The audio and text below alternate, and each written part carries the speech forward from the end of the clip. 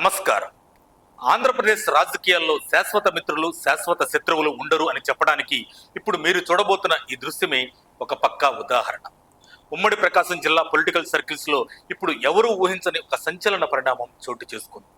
మొన్నటి వరకు వైసీపీ అధినేత వైఎస్ జగన్ కు కుడిభుజంగా, ఆయనకు అత్యంత ఆప్తుడిగా, బంధువుగా ఉన్న సీనియర్ నేత బాలినేని శ్రీనివాసరెడ్డి హఠాత్తుగా అమరావతి సచివాలయంలో ముఖ్యమంత్రి నారా చంద్రబాబు నాయుడుతో భేటీ అయ్యారు. జనసేన కండువా కప్పుకున్న తర్వాత ఆయన నేరుగా సీఎంను కలవటం ఇప్పుడు ఒంగోలు రాజకీయాల్లో హాట్ టాపిక్ గా మారింది. నిజానికి ఈ కలయిక అందరికీ ఎందుకు అంత ఆశ్చర్యం కలిగిస్తుందంటే, గత 5 ఏళ్ల వైసీపీ పాలనలో బాలినేని శ్రీనివాసరెడ్డి తెలుగుదేశం పార్టీపై, ముఖ్యంగా చంద్రబాబు నాయుడుపై ఏ రేంజ్ లో విమర్శలు చేశారో రాష్ట్రం మొత్తం చూసింది. ఒకానొక దశలో వైసీపీ తలుపులు తీస్తే టీడీపీలో చంద్రబాబు, అచ్చెన్నాయుడు మినహా ఇంకెవ్వరూ మిగలరు అంటూ ఘాటు వ్యాఖ్యలు చేశారు. మరి నిన్నటి వరకు బద్ధశత్రువుగా ఉన్న అదే టీడీపీ అధినేతను ఇవాళ బాలినేని నవ్వుతూ కలిసి సానుకూల వాతావరణంలో చర్చలు జరగడం రాజకీయాల్లో ఒక పెద్ద విచిత్రం. అయితే పైకి అంతా ప్రశాంతంగా కనిపిస్తున్నా లోపల బాలినేని శ్రీనివాసరెడ్డి పరిస్థితి కాస్త గడ్డుగానే ఉందని విశ్లేషకులు చెబుతున్నారు. ఆయన వైసీపీని వీడి పవన్ కళ్యాణ్ సమక్షంలో జనసేన గుట్టికి చేరినప్పటికీ కూటమిలోని క్షేత్రస్థాయి కేడర్ ఆయన్ని ఇంకా పూర్తిగా ఓన్ చేసుకోలేదు. దీనికి తోడు ఒంగోలు జనసేన పార్టీలో ఉన్న పాత నాయకత్వానికి, కొత్తగా వచ్చిన బాలినేని వర్గానికి మధ్య తీవ్రమైన కోల్డ్ వార్ నడుస్తుంది. అంతేకాదు ఒంగోలులో ప్రస్తుత టీడీపీ ఎమ్మెల్యే దామచర్ల జనార్దన్ కు బాలినేనికి మధ్య దశాబ్దాలుగా పచ్చగడ్డి వేస్తే బొగ్గుమనే వైరం.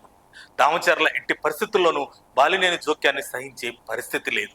సరిగ్గా ఇక్కడే బాబు మార్క్ పాలిటిక్స్ తెరపైకి వచ్చాయి. చంద్రబాబుతో బాలినేని భేటీ వెనుక ఒక పెద్ద సీట్ల సర్దుబాటు వ్యూహం దాగి ఉందని ప్రకాశం జిల్లా రాజకీయాల్లో గుసగుసలు వినిపిస్తున్నాయి. త్వరలో జరగబోయే స్థానిక సంస్థల ఎన్నికల్లో టీడీపీ మరియు జనసేన శ్రేణుల మధ్య ఎలాంటి గొడవలు రాకుండా గందరగోళానికి చిక్కు పెట్టేందుకే ఈ కీలక భేటీ జరిగినట్లు సమాచారం. ఇందులో ప్రధానంగా దామచర్ల వర్గంతో తలనొప్పులు లేకుండా బాలినేని ఇకపై ఒంగోలు రాజకీయాల్లో వేలు పెట్టకుండా ఉండేలా ఒక ఒప్పందం కుదిరిందట. మరి ఒంగోలు కాకపోతే ఎక్కడ?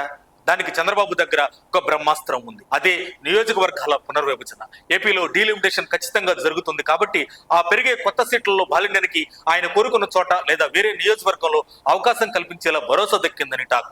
ఈ ప్రత్యామ్నాయ ప్రతిపాదనతో బాలినేని కూడా చాలా సంతృప్తిగా, సైలెంట్ గా సచివాలయం నుంచి బయటకు వచ్చారని తెలుస్తుంది. మొత్తానికి దామచర్లకి కోపం రాకుండా, బాలినేనికి అసంతృప్తి లేకుండా, కూటమిలో కుదుపులు రాకుండా చంద్రబాబుకు ఒక పర్ఫెక్ట్ స్కెచ్ వేశారని రాజకీయ విశ్లేషకులు భావిస్తున్నారు. మరి పవన్ కళ్యాణ్ అండతో, చంద్రబాబు ఆశీస్సులతో బాలినేని ప్రకాశం జిల్లాలో వేరే నియోజకవర్గం నుంచి తన సత్తా చాటుతారా లేదా అనేది కాలమే నిర్ణయించాలి. ఈ సంచలన రాజకీయ పరిణామంపై మీ అభిప్రాయం ఏంటో కామెంట్స్ లో తెలియజేయండి. మరిన్ని అప్డేట్స్ కోసం మా కాయ్ టీవీని సబ్స్క్రైబ్ చేసుకోండి. మా వీడియో కనుక మీకు నచ్చినట్లయితే లైక్ చేయండి, షేర్ చేయండి. మీ విలువైన అభిప్రాయాలను కామెంట్ బాక్స్లో తెలియజేయండి.